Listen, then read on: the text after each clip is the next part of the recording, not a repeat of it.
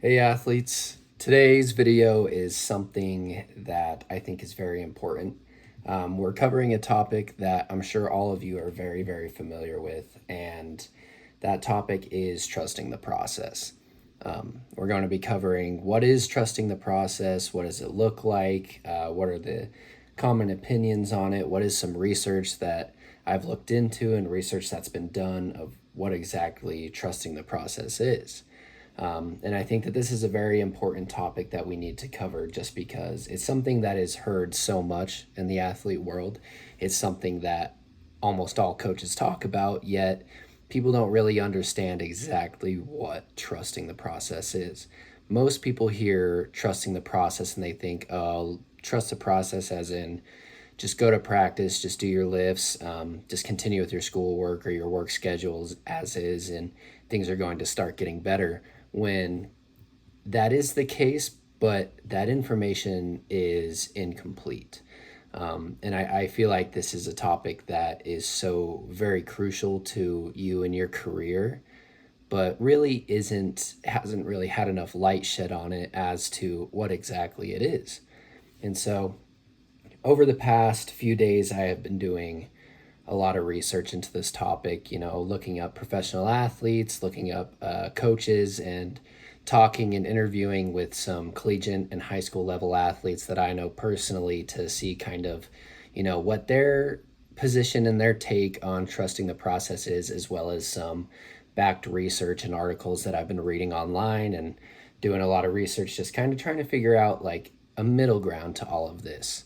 Because while this is something that you hear so much about, you really don't understand and you can't really find exactly what it means to trust the process. So, today we're going to kind of break this down into steps as well as go over some of my thoughts on what I believe trusting the process is. And going through all the research that I was doing, I really couldn't find too much, which was really interesting because I feel like this being a topic that is so talked about, you think that you'd be able to find more than just like a motivational video or a motivational speech on like, just trust it. It's like, yeah, I get it. Trust it. I have to trust that my coaches know what they're doing and my trainers know what they're doing. But what does it really mean to trust it? And so, one article that I found online by Ross L. Hartley from the medium.com, which was a great article, and I think that it covered a lot of good things, but there was still some stuff left out as far as, in depth and detailed. And that's where I was able to get some information from other people. But the first paragraph I really, really liked in this article. It kind of, it's not giving you answers, but it's kind of giving you a breakdown of what trusting the process can do. And this is the article. We live in a world where the secret to success isn't a secret, it's a discipline. The cumulative impact of daily action repeated over time is enormous. To do what others can't, you must consistently and repeatedly do what others don't. By acting exceptionally different than the majority of your habits, you make yourself extraordinary.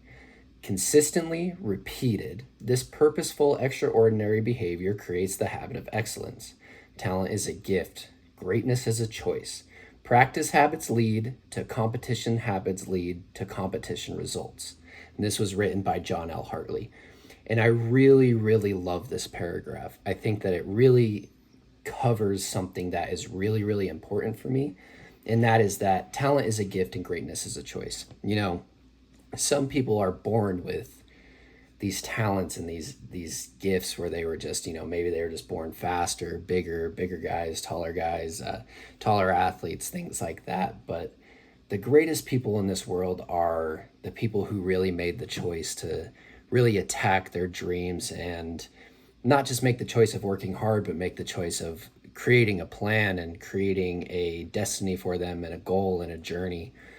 And that kind of leads me into my next point, which is trusting the process. So, trusting the process, most people, when I ask them what it is, their answers were pretty mundane in a way where they said, "Oh, you just, you need to just listen to your coaches and listen to your training regimens and just go with it and it'll just work." And it's like, well, yes, we know that, but can you be a little more specific for me? It's that can't just be it, because if that was the case, then everybody would be great, right? Because you have to go to practices and you have to do your work, but there's some people that just stand out.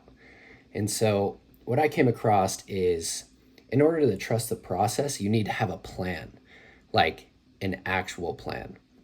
And this plan isn't just the basics of what you're given as an athlete. This plan is specified to who you are and what your goals are.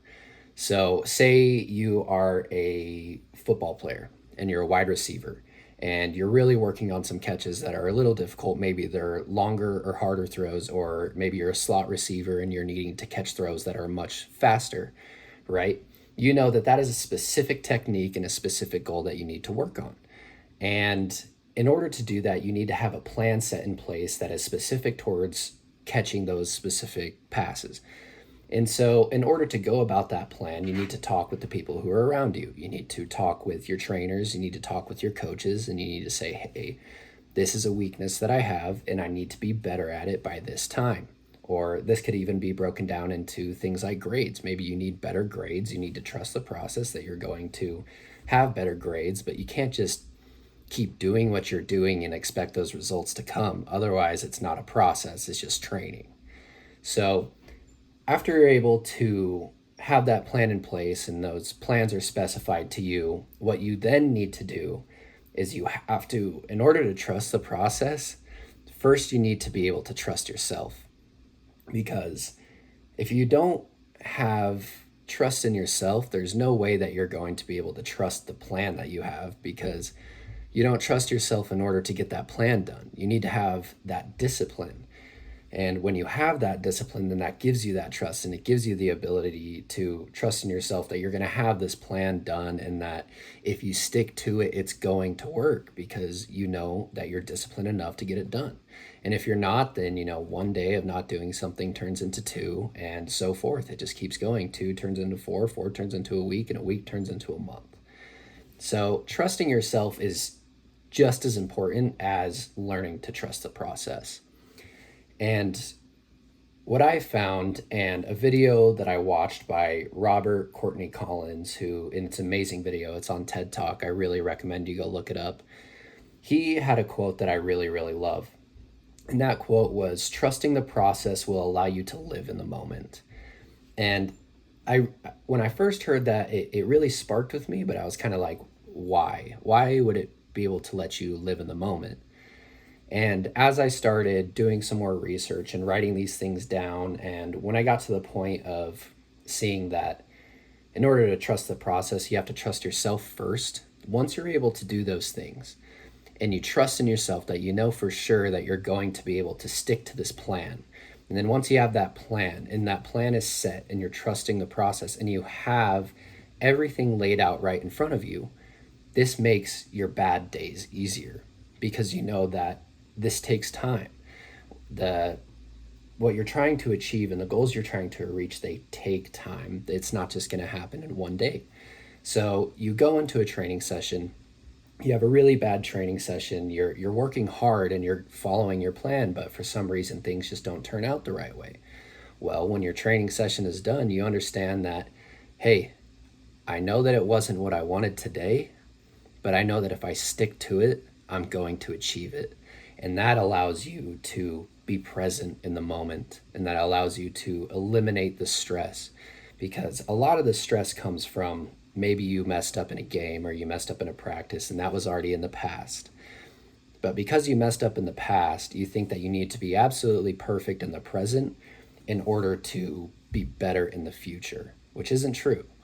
Yes, you want to be better in the future by practicing what you need to in the present. However, you got to understand that the plan and the process that you're working on is going to get you there.